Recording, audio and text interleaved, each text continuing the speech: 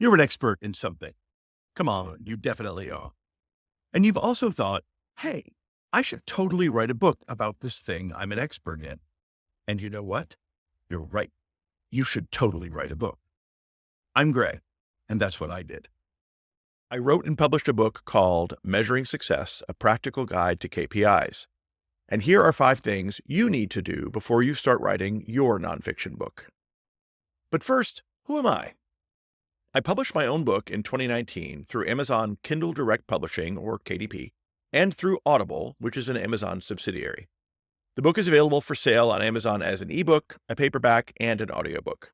I have an advertising campaign, and I sell about 30 books a month. My goal was to write a good book that sold reasonably well.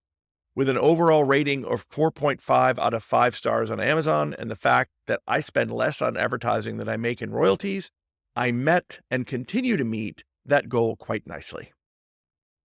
Now, let's talk about your nonfiction book. You're going to be tempted to just start writing, and there are definitely some circumstances where that's a great idea, but I'm going to talk about that in the video about your writing practice rather than right now.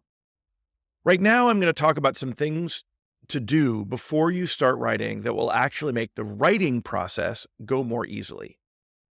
After my book was published and I worked on the promotion and launch plan, all I kept thinking was that I wished I had done some of this work before I started writing. Now, don't get me wrong, my book is good and I'm very proud of it, but I would have gotten an even better book in the end if I had started with this pre-writing plan. And to be clear, I don't just mean that my book would have sold better. I mean, it would have. But my goal was to publish the best book possible, and this pre-work would have gotten me there more efficiently. All right, here are the 5 things to do before you start writing. Number 1, what's your topic? This is both easier and harder than you might think. Obviously, start with something that you know well enough to have an informed opinion about. Note that I didn't say something that you're an expert in because you don't have to be an expert in something to write a great book about it. That said, you do need to have enough familiarity to have one or more informed opinions about the topic. Does that mean that everyone who writes a nonfiction book has an informed opinion about their topic? No, it absolutely does not. There is a real difference between an opinion and an informed opinion, and no one can really separate those two except for you.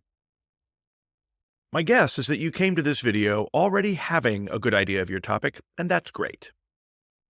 Number 2, who is your ideal reader? No, really. Who is your ideal reader? Spend some time determining a solid persona for your ideal reader. Don't get hung up on thinking that your book is for everyone, because no book is. Most of us write what's important to us, so start with who you are. How old are you? Did you grow up in the country or a city? Do you work in a large corporation, in a small business, or somewhere else?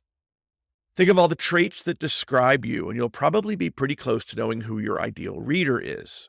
For me, my ideal reader was very similar to me. Mid-level leader inside a large corporation who is responsible for using metrics to improve process performance. Maybe you're going to write a book about health and wellness, and your ideal reader is just getting started on that path. Maybe you're going to write a book about spirituality and are writing it for an ideal reader who already has a strong spiritual practice but wants something deeper. Knowing your ideal reader will become an absolutely indispensable guide as you outline your book. Number 3, what problem will your book solve for that reader? Again, for me, my ideal reader would be asked about metrics in their department, but they wouldn't have simple answers to how they measured success.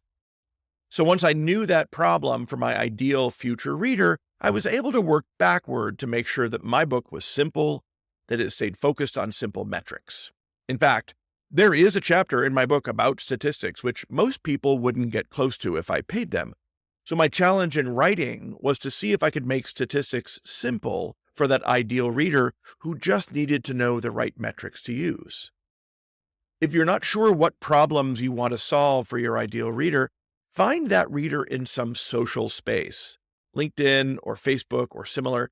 See what they're talking about. What are the hashtags that are coming up? See what topics are being discussed and gut check yourself to determine how well you're prepared to solve those problems in your book. Number 4, What's in and what's out? Some writers just free write and organize it all later. There is much wonderful creativity in that approach, but it's also very easy to get far away from your original intent and the needs of that ideal reader. So I strongly recommend creating an outline, and I'll give you the technique that I use for creating that critical outline. If you have informed opinions about this topic, chances are people ask you about it. Think of the questions you get asked most often and write those down. For example, I bake sourdough bread, and some of the questions I get are how often I feed my starter, what kind of flour I use, and how long I let my dough rise. Write down each question that you get, then spend some time writing down what your typical answer is. For sourdough bread, because it's a topic that I know, I automatically stay focused on answering the person's question rather than saying everything that I know about the topic. If I was writing a book about bread baking, I would definitely use those questions that other people ask me as my first skeletal outline. And number 5, how will you promote your book? Here's the thing. You are going to have to promote your self-published book. Even if it seems that your topic is so unique and your take on it is so valuable that readers will automatically find your book organically. In practice, this doesn't happen. You have to think about paid advertising like Facebook and LinkedIn. You have to think about promotion at events and on social media. If you've gotten this far, you already know your ideal reader, you already know your topic. I recommend establishing a group on Facebook or LinkedIn, or setting up an account for your book on Instagram or TikTok. Begin connecting with your potential readers now before you even start writing, because that's going to help you understand what's important to that audience while you're writing. You can use those platforms to ask your audience what's important to them because you're writing a book. And then when you're done, that already existing audience will help you launch your book. Okay, you've picked your topic and your ideal reader. You've identified what problem you'll solve for that ideal reader, which led you to what topics would be in your book and what topics will be not in your book. And you have a plan for promotion. You are ready to start writing. I'll cover that in my next video, but also if you want to know more, check out my course, How to Self-Publish Your Book on Amazon KDP.